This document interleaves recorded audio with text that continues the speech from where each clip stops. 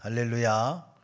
네, 오늘 수요 예배에 함께 하신 우리 성도님들을 주님의 이름으로 축복하고 또 축원합니다. 새해부터는 수요일 저녁 예배를 수요일 오전 예배로 이렇게 좀 변경을 해서 드리려고 기도하고 있습니다.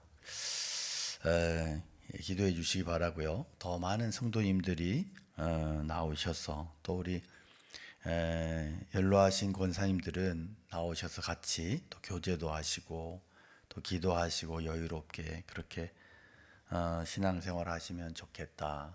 그런 기도하는 가운데 그런 마음이 있어서 수요일 오전에 이렇게 예배를 옮겨서 내년에는 그렇게 드리려고 합니다. 기도해 주시기 바랍니다. 예레미야 예가는 예루살렘이 멸망한 그 현장에서 누군가가 하나님의 영감으로 기록한 성경입니다. 그래서 예루살렘의 멸망은 한 나라의 멸망으로 그렇게 끝나는 사건이 아니었습니다. 이것은 하나님을 믿는 하나님의 백성의 멸망이었고 하나님 성전의 멸망이었습니다. 물론 선자는 예루살렘 멸망에 대해서 대단히 감정적으로 슬퍼하고 그렇게 힘들어하는 것이 사실입니다. 이미 예루살렘의 멸망은 돌이킬 수 없는 사실이 되어버렸기 때문입니다. 그러나 이 선지자는 예루살렘의 멸망의 현장에서 이 멸망의 원인을 깊이 생각하면서 그것을 성경으로 남겨놓았습니다. 이것은 우리의 큰 유익이 됩니다. 왜냐하면 오늘날에는 믿는 우리가 바로 예루살렘이기 때문입니다. 만약 현재 우리가 잘못 믿고 있어도 미래에 비참한 그러한 사실들을 알 수 있다면, 미리 볼 수 있다면 우리는 현재의 잘못을 정신 차리고 바로 잡을 수 있을 겁니다. 자, 우리는 어떤 사고가 터졌을 때 이게 천재지변이냐 인재냐 하는 말을 많이 써요. 그런데 사실은 천재지변이라고는 하지만 사람들이 조금 더 조심하고 주의를 기울였다면 얼마든지 막을 수 있는 일들이 참 많습니다. 예루살렘 멸망을 처음부터 끝까지 지켜보았던 선자는 이게 그냥 우연히 일어난 일이 아니고 전부가 다 하나님의 진노의 결과였다 하는 결론을 내립니다. 그래서 1절에 보면 슬프다, 우리 함께 봅니다. 슬프다, 주께서 어찌 그리 진노하사 딸 시온을 구름으로 아름다움을 하늘에서 땅에 던지셨으며 그의 진노의 날에 그의 발판을 기억하지 아니하셨도다. 아멘. 자, 여기서 선지자는 주께서 어찌 그리 진노하셨냐 이렇게 말씀해요. 이런 예루살렘 멸망이 단순히 군사적인 어떤 외교적인 실패가 아니라 하나님께서 이스라엘 백성들에 대한 진노의 결과였다는 거죠. 즉 예루살렘이 멸망한 데는 군사적으로나 외교적으로 보면 그렇게 약한 상태가 아니었고 외교적으로도 이렇게 애국과 막 결탁이 되고 그리고 정신적으로도 아주 민족주의로 똘똘 뭉쳐 있고 이런 상태였습니다. 그럼에도 이상하게 예루살렘은 뭔가 어떤 아군이 겹친 것처럼 덮친 것처럼 그렇게 멸망의 길로 가고 말았다는 거죠. 이렇게 보면 여러 가지로 혼란스럽고 엉성한 우리나라를 보면서 상당히 위로가 돼요. 왜냐하면 이렇게 보면 군사적으로 외교적으로 잘한다고 강하다고 안 망하는 게 아니더라는 거예요.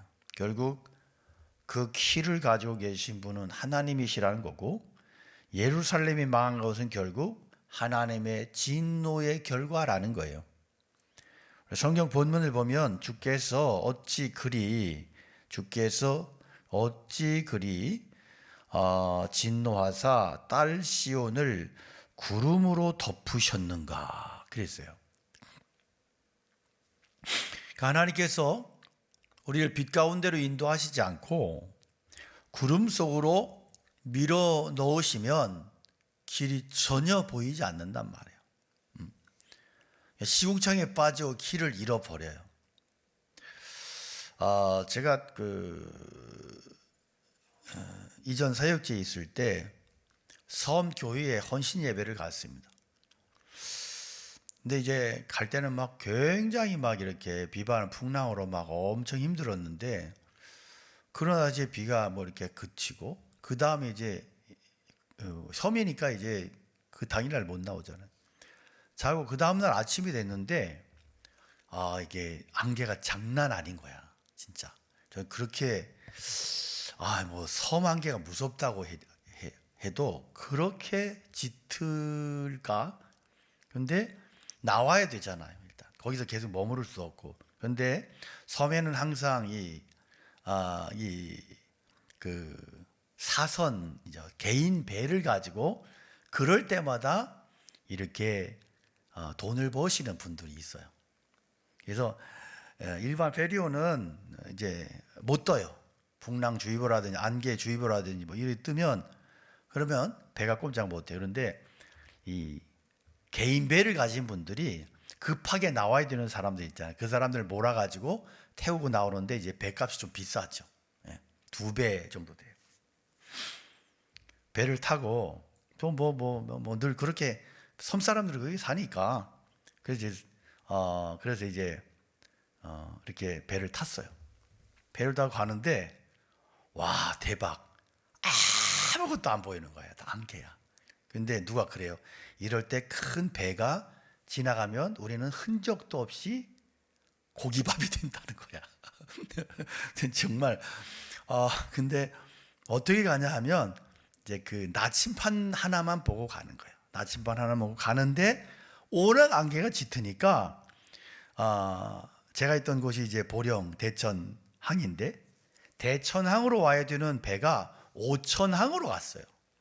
그것도 오천항으로 정확하게 가면 편한데, 그냥 가가지고 이렇게 갯벌에 이렇게 밀어놓더니 알아서 가라는 거야. 이제 알아서. 황당하더라고요. 그래서 이제 이렇게 대충 해가지고 길을 해가지고, 그래서 제가 부목사한테 사실 내가 이렇게 됐다, 내가 조난당했으니까 빨리 좀 구조해달라 이래갖고 그렇게 해서 집에 도착했던 적이 있는데 잊혀지지가 않아요. 그래서 하나님이 진노하셔서 딸 시온을 구름으로 덮으셨다. 이 말씀이 너무 잘 이해가 되는 거예요, 저는. 그러니까 왜 구름으로 밀어 넣으시고 구름으로 덮임 당했느냐? 말씀이 빛인데 말씀의 빛을 따라가지 않았다는 거예요. 그리고 세상을 사랑했기 때문에. 욕심의 눈이 어두워지면 아무것도 안 보입니다. 그래서 엉뚱한 것에 집착하다가 망하는 거예요. 우리 하나님의 백성에게는 하나님의 말씀이 빛이고 내 발의 등이에요. 그래서 우리 하나님 말씀 따라가면 그 하나님의 말씀이 나를 지켜주신단 말이에요. 저는 가끔 운전하면서 이렇게 위험한 상황을 이렇게 당할 때가 간혹 있는데, 그럴 때마다 하나님이 보호하사 우리나라 만세, 애국가가 생각이 나요. 그래요. 하나님이 보호하셨어. 우리는 사실은 내가 알지 못하는 수많은 상황 속에서 하나님의 보호하심을 받고 하나님의 인도하심을 받고, 그래서 지금 살아있다는 사실을 기억하시기를 축복합니다. 은혜가 아니면 안 된단 말이에요. 하나님은 이스라엘의 아름다움을 하늘에서 땅에 던지셨다, 이렇게 말씀해요. 속된 말로 패대기를 쳤다는 거예요. 패대기를. 예루살렘에는 아름다운 게 많이 있었어요. 공부 많이 해서 유식했고 돈 많이 벌어서 집도 화려했고 성전 제사도 아주 화려하게 진행돼서, 그런데 왜 하나님은 이런 것들을 전부 다 땅바닥에 패대기를 치셨을까? 왜? 이게 하나님이 주신 게 아니란 말이에요. 모두가 세상 우상 숭배의 결과물이야. 예루살렘이 아름답고 화려했지만 그러나 순수하지 않았어요. 결국 하나님을 진노케 만든 것은 그들이 신앙의 순수함을 버린 것 때문이에요. 그들은 말씀을 우습게 알면서 세상 방법으로 하나님을 섬기고 세상적인 방법으로 돈 벌고 성공한 것을 하나님이 주신 복이다 이러고 떠들고 다녔어요. 그런데 뭐가 심각하게 잘못됐는지는 몰랐던 거예요. 2절에 보니까 주께서 야곱의 모든 거처를 삼키시고 긍휼히 여기지 아니하셨으며 노아사 딸 유다의 견고한 성체들을 허물어 땅에 엎으시고 나라와 그 지도자들을 욕되게 하셨도다 그랬어요. 예루살렘 모든 축복의 근거는 하나님의 복에 있었어요. 하나님의 복이 임했기 때문에 거처가 생기는 거고 성이 세워지고 그리고 지도자들이 있는 거예요. 나라가 있는 거예요. 사실 예루살렘은 지정학적으로 보면 그래 좋은 곳이 아닙니다. 아주 후미진 곳이에요. 그런 예루살렘이 유명할 수 있었던 것은 뭐냐? 거기에 하나님의 말씀이 있었다는 거예요. 그런 말씀이 없고 축복이 없는 예루살렘은 이제 폐기 처분해야 되는 거예요. 가치가 없어져 버렸기 때문에. 그래서 선지자는 예루살렘이 망하는 과정을 통해서 하나님께서 자기 본분을 버린 예루살렘에 대해서 어떻게 진노하시는가에 대해서 똑똑히 봤어요. 그래서 3절에서부터 5절의 말씀을 보면 함께 읽습니다. 맹렬한 진노로 이스라엘의 모든 뿔을 자르셨으며 원수 앞에서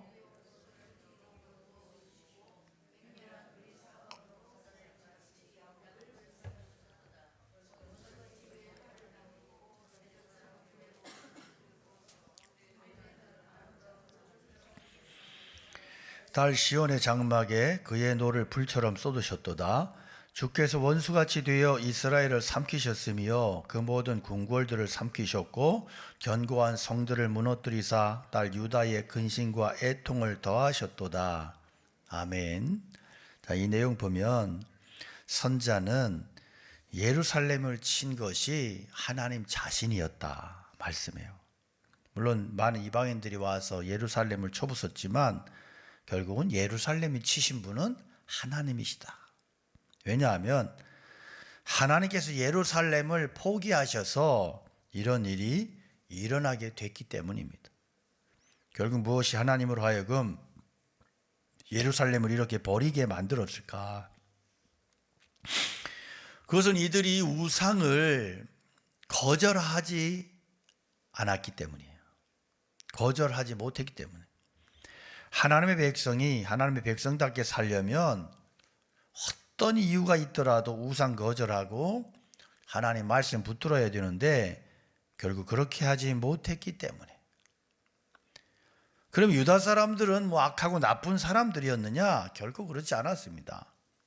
인간적으로는 굉장히 훌륭한 사람들이었어요. 그러나 문제는 말씀을 지키는 데 철저하지 못했다.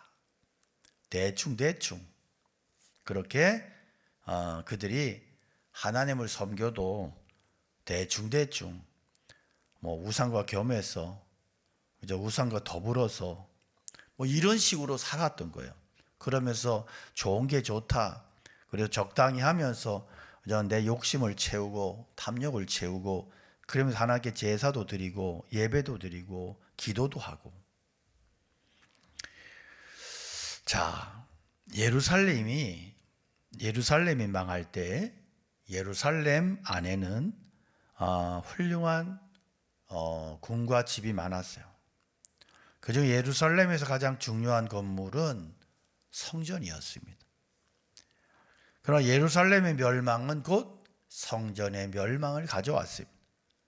6절, 7절에 보면 우리 함께 봅니다. 주께서 그의 초막을 동산처럼 헐어버리시며 그의 절기를 폐하셨도다. 여호와께서 시온에서 절기와 안식일을 잊어버리게 하시며 그가 진노하사 왕과 제사장을 멸시하셨도다. 여호와께서 또 자기 제단을 버리시며 자기 성소를 미워하시며 궁전의 성벽들을 원수의 손에 넘기셨음에 그들이 여호와의 전에서 떠들기를 절기의 날과 같이 하였도다. 아멘. 자, 사실 예루살렘의 멸망은 놀랍게도 성전을 지은 솔로몬 시대부터 시작이 됐어요. 솔로몬은 성전 하나를 지음으로 그것도 자기가 뭐 어떻게 뭐 준비한 것도 아니야. 아버지 다윗이 다 준비 다 해놓은 거야. 그런데 그냥 자기는 사람들 시켜가지고 그렇게 성전 하나 지어놓고 온갖 복을 다 받아 누린 사람이에요. 그러나 하나님은 솔로몬 성전에 우려하신 게 있었어요. 그것은 본래 이 성막에서 성전이 됐잖아요. 이스라엘 백성들이 이 광야에서는 텐트잖아요. 성막.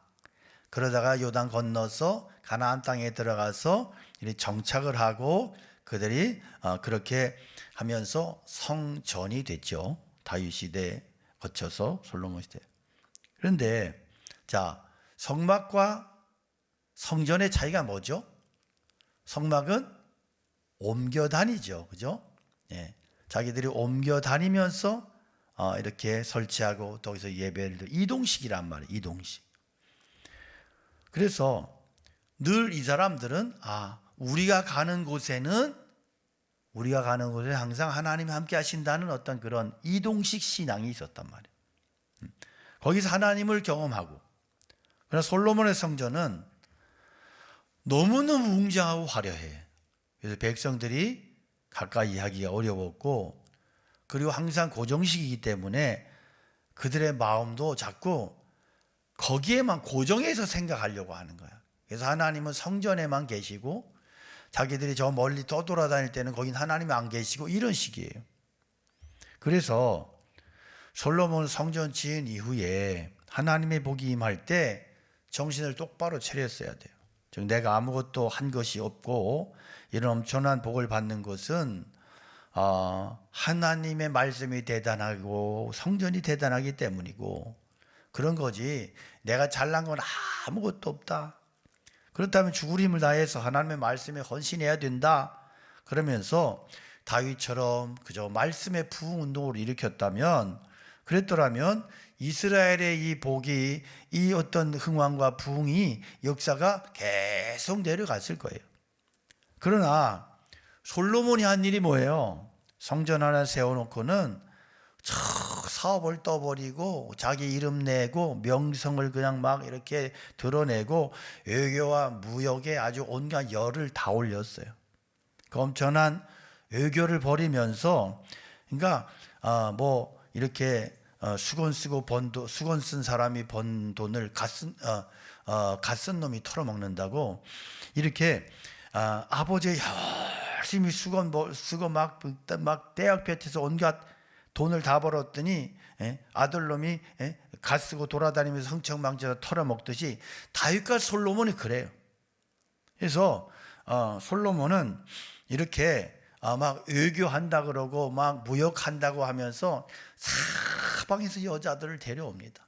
사방에서 이쁘다고 생긴 여자는데 뭐 그다음에 뭐 이렇게 서로가 이렇게 교환해가지고 이렇게 그렇게 외국의 공주들이 막 공주들을 데리고 오고 그쪽에서 갖다 바치고, 그래서 아주 흥탕망탕 그렇게. 그러니까 솔로몬은 이게 뭐 외교적인 거지 뭐 그런 식인 거예요. 그러나 결국은 어떻게 돼요? 감정적으로 외국 공주들을 사랑하게 되고 그렇게 이제 음탕하게 되고, 그래서 그 여자들이 서로 차지하려고 하니까 얼마나 그렇게 이 솔로몬에게 달려들고 들이대고 난리를 쳤겠어요. 그러니까 그러면서 막 여자들이 막 그러니까 거기에 탐욕에 그냥 음욕에 빠져가지고, 그래서 이 그들이 원하는 신전을 솔로몬이 다 그래 니는 뭐 해주고 싶어? 나도 신전 하나 지어달라 어쩌고 막 그러면 그 정도야 내가 지어주지 뭐 이렇게 했겠지. 그래가지고 예루살렘에 온갖 잡스런 우상 잡다한 신전을 다 지어주고 다 지어. 그래도 괜찮을 줄 아는 거예요. 신앙이 타락하고 이 어떤 영성의 경계가 무너져 버리면 별짓을 다 하는 거예요. 여러분, 그래서 직분에 쏘으면 안 된다. 직분에. 목사가 대수입니까? 사역자는 이렇게 생각해야 돼. 정신 똑바로 차려야 된다. 장로가 대수입니까?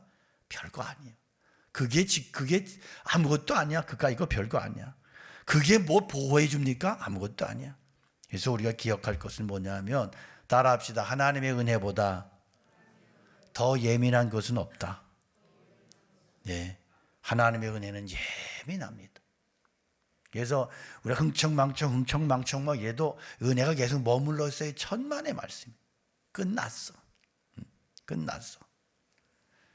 그래서 우리가 조금이라도 세상 사랑하고 조금이라도 하나님 말씀 등한히 하면 결국 신앙은 남지만 껍데기만 남고 가장 중요한 부흥과 성령의 능력은 소멸되어 버린다는 거예요. 예루살렘 사람들이 말씀에 목을 걸지 않은 것 자체가 벌써 부흥의 불길을 꺼뜨리는 것인데, 거기에 버젓이 우상까지 이렇게 성전에다 갖다가 우상을 진열해 놓은, 이러면서도 유다 백성들이 하나님께서 자기들과 함께 하시기를 바란다. 야, 이게 말이 됩니까? 말이 안 돼. 여러분, 여기다가 갖다가 뭐 부처상도 갖다 놓고 단군 신상도 갖다 놓고 무슨 뭐 이래 놓고 막 우리가 예배를 드린다. 그런 거예요. 그런 기가 막힌 짓을 하는. 그러면서도 하나님은 우리를 버리지 않으실 거야. 왜? 예배 드리니까. 성전이 있으니까. 하나님 분명히 사무엘 통해서 뭐라고 말씀하세요? 순종이 제사보다 더 낫다. 순종이 예배보다 더 귀하다. 정신 차려라 이놈들아. 그러면서 하나님 말씀 듣지 않는 것은 우상을 섬기는 것과 동일하다 그랬어요. 자, 이스라엘 백성들의 무모한 신앙은, 예루살렘 성벽은 인간의 눈에는 보이지 않는 하나님의 불말과 불병거가 지키기 때문에 무너질 수 없다고 생각했어요. 그러니까 이게 웃기는 거예요. 그러니까 여러분, 우리가 이럴 수 있어요. 어떻게? 마음대로 살아. 사람들 없는 데서 막 내 욕심을 챙기고 막 내 멋대로 막 내 신앙 막 그런 거 별 중요하지도 않아. 내 욕심을 따라 막 살아. 그러면서 사람들에게는 뭐라 하냐면, 내가 목사고 권사고 장로고 집사고 내가 하나님 앞에 예배를 드리기 때문에 하나님이 나는 축복하셔, 이러고 돌아다니는 거예요. 똑같은 거예요. 그러나 여러분, 예루살렘이 멸망할 때 결국 그 성벽이 무너졌습니다. 8절 9절 함께 봅니다.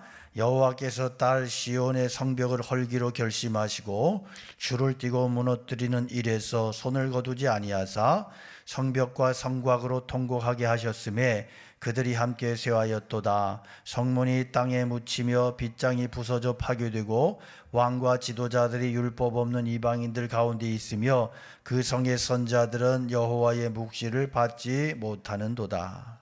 아멘. 실제로 하나님께서는 눈에 보이지 않는 불말과 불병거로 예루살렘을 지켜주셨어요.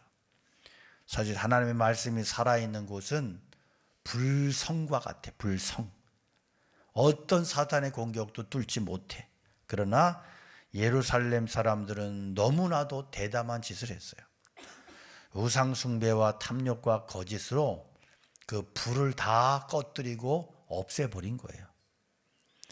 많은 사람들이 어려움 터진 후에 울고불고 통곡하고 기도하고 회개한다고 소리를 질러. 그러나 여러분, 난리가 터진 후에는 이미 늦을 때가 많아요. 그래서 부흥이 뭐냐? 부흥은 난리를 막는 거예요. 난리가 난 다음에 소리 지르는 게 부흥이 아니고, 부흥은 난리를 막아서는 거예요. 그래서 재난이 오는 것을 막아서는 게 하나님의 부흥이에요. 그래서 우리가 부흥이 일어나도록 부르짖고 기도해야 되고, 하나님 가까이 계실 때 열심히 찾고 기도해야 되는 거예요. 결국 예레미야는 예루살렘의 처참한 모습을 보면서 애통합니다.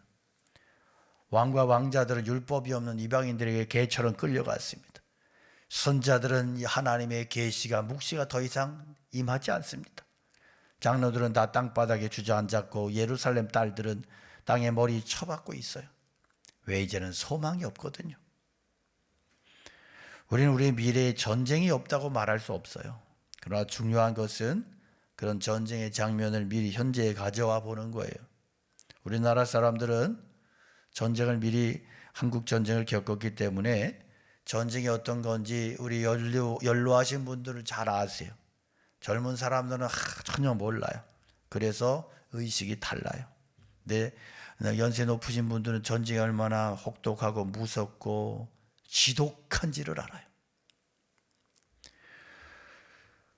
북쪽이 지배한 곳에는 많은 지도자들과 학자들이 다 쇠사슬에 매어 끌려갔고, 그리고 북쪽에서는 학자들 다 죽였습니다. 목사 다 죽이고, 공산주의자들은 지금도 그렇게 갑니다. 사회주의, 전체주의 국가 꿈꾸는 게 뭐냐 하면 똑똑한 사람 다 잡아 죽입니다. 부자들 다 잡아 죽입니다. 다 가난하게 만들어야, 그래야 말을 잘 듣거든요. 우리 정신 차려야 됩니다. 그래서 이런 일들이 일어나고 전쟁통에 고아와 과부가 많이 생기고 나라 전체에 잿더미가 되고, 그럼에도 불구하고 여러분, 너무 말도 안 되는 기적을 하나님께서 우리에게 주셨단 말이에요. 그래서 이 땅에 하나님께서 그루터기를 남겨두시고 이렇게 나라를 살려주셨어요. 부흥되게 하셨어요. 근데 우리가 또다시 교만해지고 또다시 정신 못 차리고 있어요. 또다시 거짓되게 됐어요.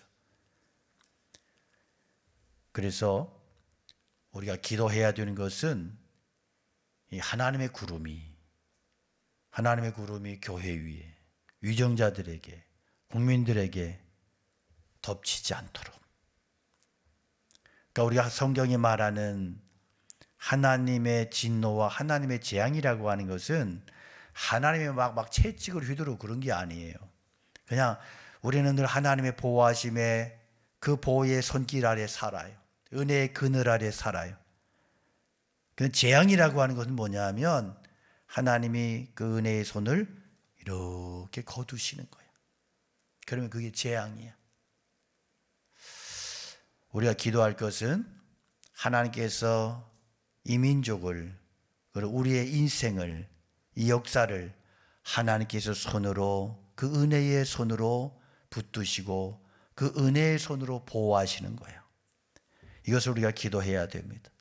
그래서 이것이 우리가 할 일이고 성도가 할 일이고, 그리고 중요한 것은 교회가 진짜 예루살렘이 되게 하는 거예요. 거짓된 예루살렘이 아니라 거룩한 예루살렘. 그래서 교회는 하나님의 불말과 불병거의 성으로 회복시키는 거예요. 이것은 결코 외모가 화려한 걸 말하지 않아요. 외적인 화려한 것은 하나님 관심이 아니에요. 오히려 정반대예요. 하나님은 항상 중심을 보시는 분이세요. 아무리 하나님께서 외적인 화려한 것을 막 그렇게 축복하신다고 해도 쏘으면 안 돼요. 그 전부가 아니에요. 얼마든지 그 축복 가운데 솔로몬처럼 죄악의 씨를 갖다 들이붓고 뿌릴 수도 있단 말이에요. 그래서 중요한 것은 우리에게는, 우리의 삶에는 하나님의 말씀이 전부가 돼야 돼요. 전부가. 그리고 우리가 그냥 세상적으로 유명해지고 누리고 성공하고 화려하고 막 즐기고 이런 생각들을 자꾸 싹을 잘라야 돼. 싹을. 여러분 놀러 다녀 보시면 점점 놀고 싶은 거예요. 제 선배 목사님이 이제 젊은 때 그런 이야기를 하시더라고요.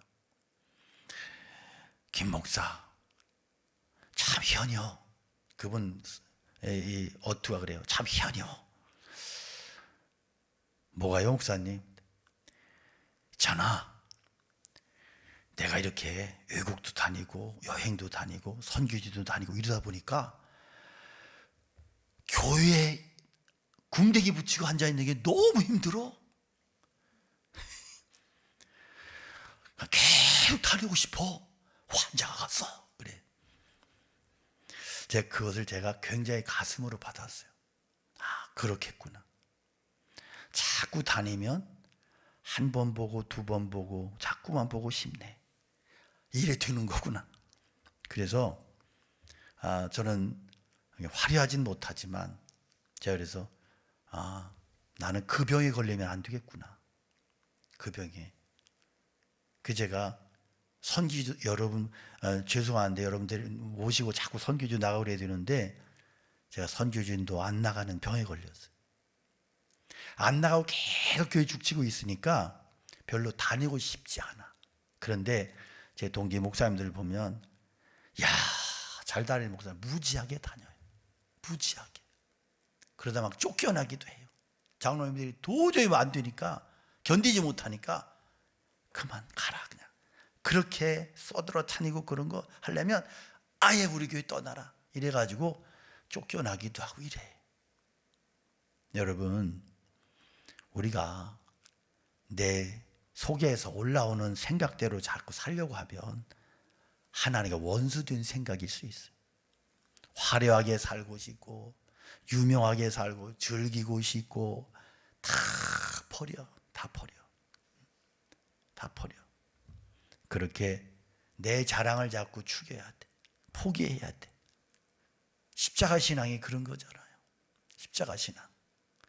십자가가 여기에 걸고 다니고 귀걸이하고 목걸이하고 그게 십자가입니까?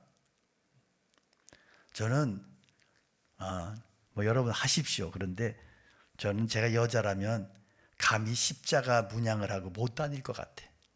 그 거룩한 십자가를 어떻게 귀 밑에다 대고 달랑달랑거리고 다녀. 또 이래 놓으면 또 다음 주부터 또 그 비싼 귀걸이 또 못 괜찮아 하세요. 제 얘기야. 그런데 이제 정죄하지는 않아요. 그만큼 십자가는 귀한 것이다. 소중한 것이다. 저는 십자가로 액세서리 한다?